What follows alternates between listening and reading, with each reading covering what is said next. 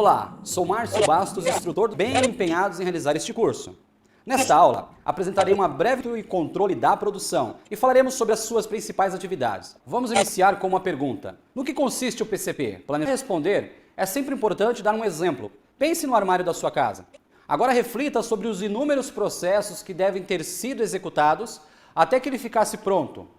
Separação de material, solda, dobra, pintura, montagem, inspeção e embalagem.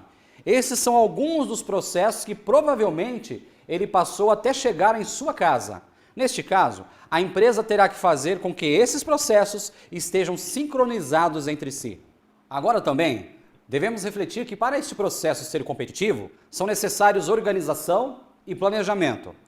Todos os setores da empresa precisam estar em sincronia para que as entregas sejam feitas da melhor maneira possível, otimizando ao máximo as atividades dentro de todo o processo. É preciso pensar quais pedidos deverão ser priorizados. Criar uma agenda para as entregas de cada cliente é fundamental, mas para que ela se cumpra, é necessário toda uma organização, desde o apertar de um parafuso até a entrega final do produto. De maneira geral, todo este processo apresentado faz parte do planejamento e controle da produção, PCP. Devemos destacar também que o desejo dos consumidores mudou muito nos últimos anos.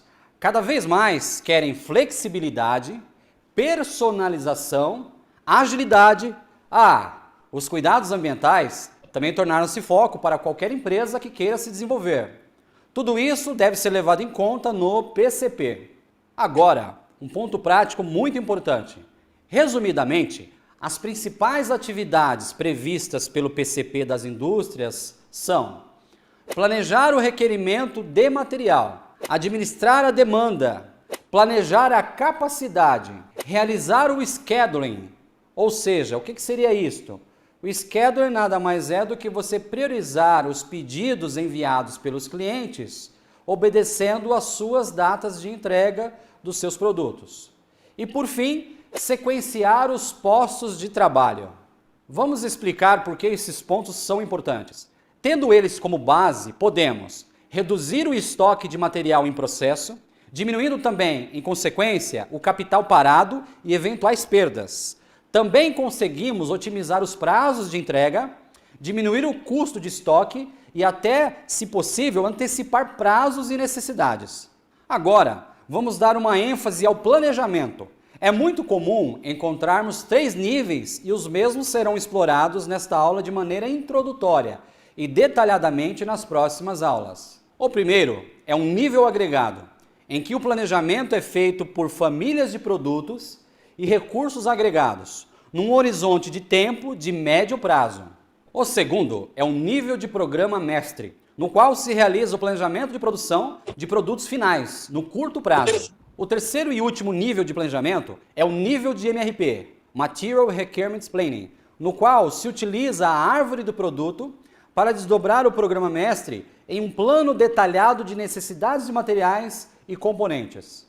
Agora, vamos trazer a citação de Chiavenato, referência teórica no assunto. Ele afirma que planejamento é função administrativa que determina antecipadamente quais os objetivos a serem atingidos e o que deve ser feito para atingi-los da melhor maneira possível. O planejamento está voltado para a continuidade da empresa e focaliza o futuro. A sua importância reside nisto. Sem o planejamento, a empresa fica perdida no caos. Assim, partindo da fixação dos objetivos a serem alcançados, o planejamento determina a priori o que se deve fazer, quando fazer, quem deve fazê-lo e de que maneira. E ele é feito na base de um conjunto de planos. Com relação ao controle, o autor diz: o controle é a função administrativa que consiste em medir e corrigir o desempenho para assegurar que os planos sejam executados da melhor maneira possível. A tarefa do controle é verificar se tudo está sendo feito de acordo com o que foi planejado e organizado, conforme as ordens dadas, para identificar os erros ou desvios, a fim de corrigi-los e evitar sua repetição. De modo geral, os conceitos de planejamento e controle são partes vitais do setor industrial. Porém, também fazem parte de outros tipos de empresas, por exemplo, como as de serviço e comerciais. Colocando na prática os conceitos que iremos aprender, com toda certeza, processos serão aprimorados, melhorando também, em consequência, a rentabilidade da empresa e o ambiente de trabalho. Nas próximas aulas, desenvolveremos melhor os 3 níveis de planejamento e as atividades relacionadas com o controle dentro de uma operação. Claro, apresentaremos ferramentas para a sua aplicação no dia a dia das empresas. Não se esqueça de realizar as atividades avaliativas e de participar do fórum na plataforma de ensino. Um forte abraço, até lá!